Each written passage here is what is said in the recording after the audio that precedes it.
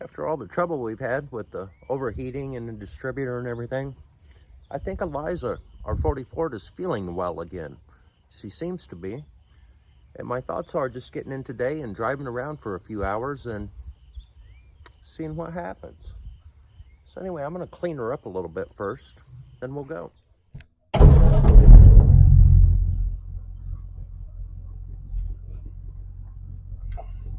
See what happens here.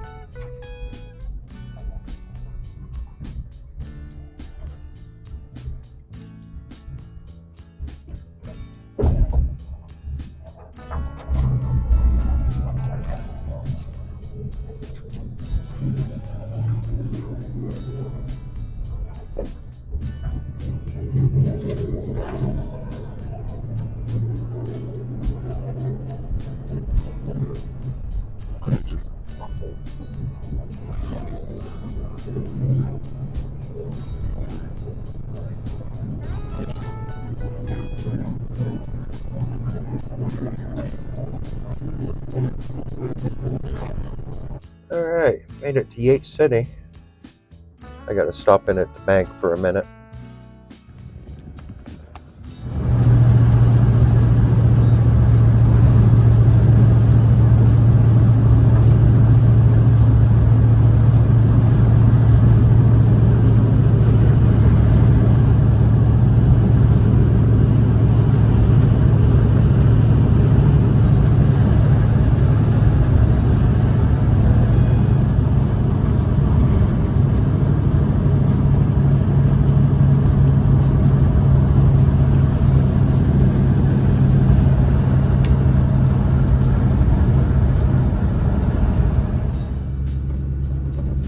Noticed Dan back there with a combine. He's getting some crops out. He had told me he wasn't going to start till next week. Let's see if we can catch him before he heads back to the field.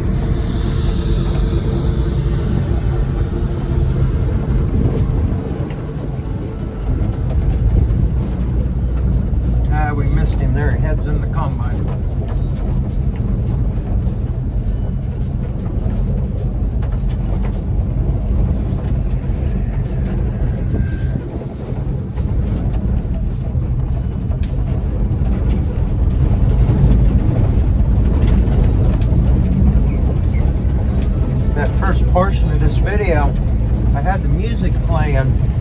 I had the microphone clipped on my shirt, and I got a lot of wind noise. I think I should have clipped it up here on the above the windshield or something. Maybe it would have worked better.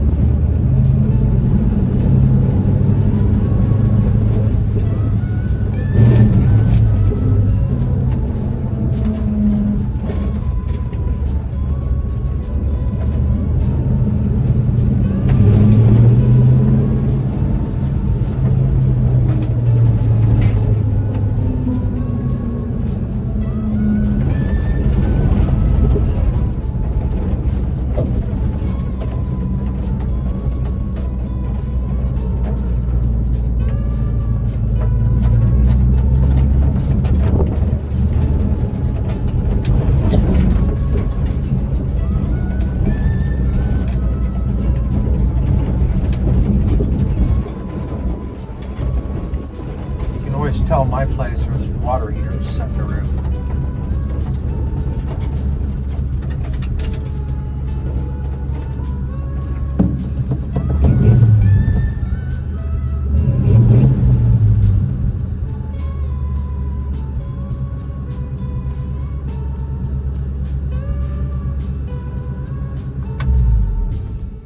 Everything there seems pretty good. Got oil pressure, not getting hot, battery's charging.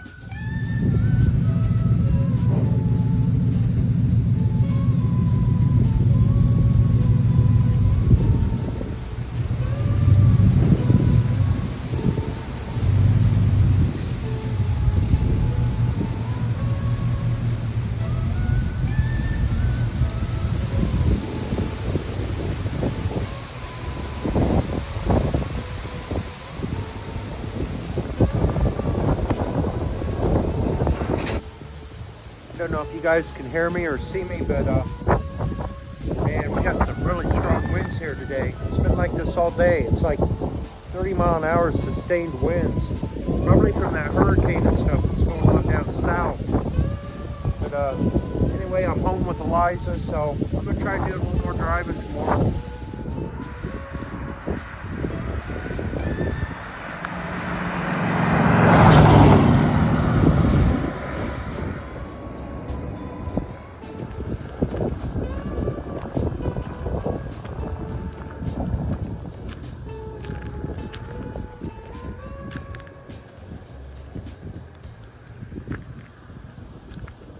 A lot of times throughout the year you come down this road, it's real desolate, deserted road kind of.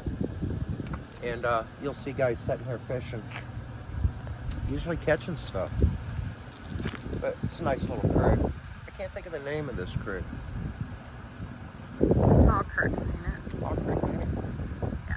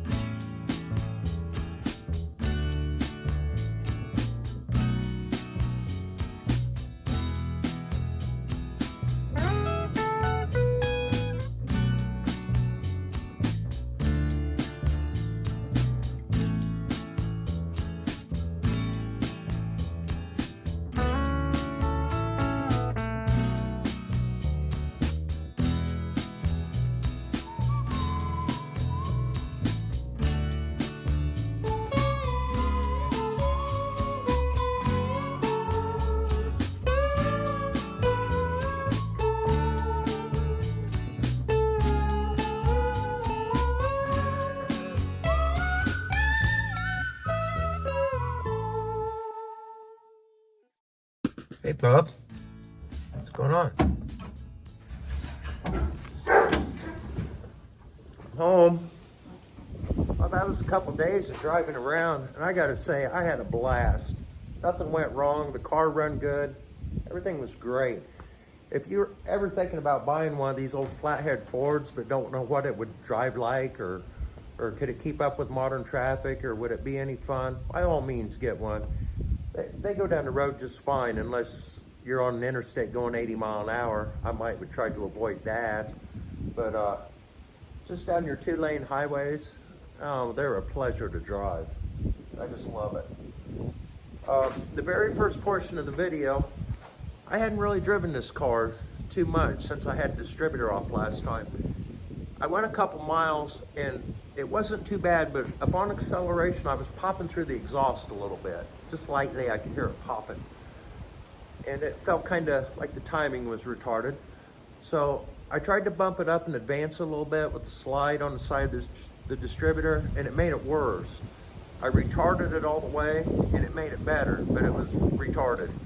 I thought, if I can't adjust this out, my problem must be in the dwell. So I pulled the distributor off one more time. With both sets of points working, I put a continuity tester on there. And I was just watching my rotor, kind of viewing it like it was the hand of a clock, if you can envision that. And 22.5 degrees would be right between the 1 and 2 on a clock face. Halfway between the 1 and 2 would be 22.5 degrees. So I divided that in half and figured 3/4 of the way to the 2 from the 1 should be about, what, 11.25 degrees? And as I was watching it and listening to my beep on my continuity tester, I didn't have that. I was barely open for any time at all, and then they would close again. And I thought, I got too much dwell. So I opened the passenger side points just a little, and I closed the driver's side points just a little. And it was such a minute amount that you couldn't even really tell it with the feeler gauge. But I could tell it by watching my rotor with the continuity tester. I was getting further before my beeping would start again. I buttoned it back up and it fixed it. So everything's great. You can get these distributors without the machine if you just know a little bit about them. I know just enough to do it, but the best way to describe these old helmet distributors, I would say it's a mechanical asshole. But you can get it. You gotta be patient. But anyway, this car is getting to the point now that where I would feel pretty comfortable doing some longer trips in it, if only I had the glass in the doors. And one of my subscribers who wanted to remain anonymous, he sent me a little bit of money the other day. He said, buy whatever you want with it. I'm gonna buy the window stuff, the run channels and all that for the doors. And when we start working on the car for the winter, we're gonna get the windows in. If I had that done, I could stay at a motel overnight and not have to worry about it raining. And the one other thing I want to button up on this before I do any real long trips, I want to go through the suspension. New shackles, bushings, sway bar bushings, shocks, all that stuff. We get the windows in, get the suspension all fixed up, and then after that, just keep going with the interior. And I think I got a good driving, good running car, you know. But anyway, guys, thanks for watching. As always, I appreciate it. Please like, comment, share, all those things. We'll catch you on the next one. Later. Jeremy.